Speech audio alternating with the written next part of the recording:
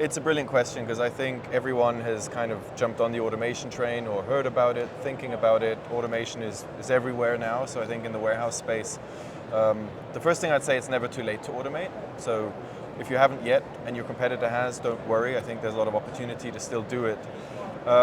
What I would probably say, what you should have done years ago or what you should be thinking about now is you need to take a few steps back. Don't just start with the hardware and think, I need that robot, but understand it's a cultural change.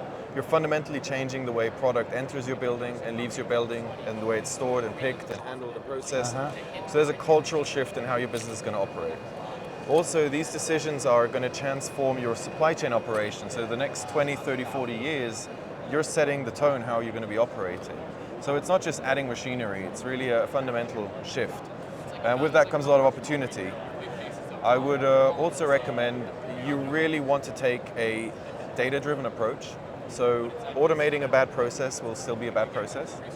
Understand what are you trying to improve, why, clearly articulate the goal, and the next important thing I would recommend is create internal buy-in at the bottom and at the top.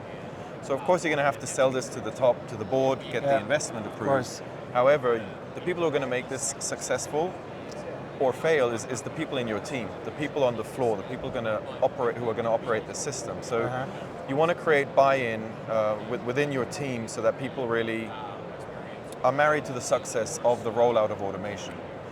And maybe the third thing I would say is to not be intimidated by automation. Yes, we've all seen the Amazon warehouses and whatnot, but it doesn't have to be that. It can very much be, like we were talking, crawl, walk, run.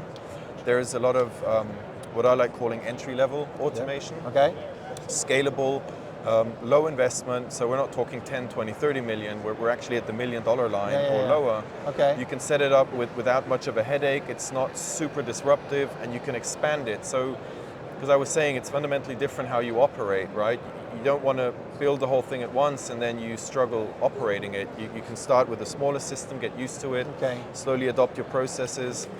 And the fourth thing I do have to mention for sure is software first, hardware second.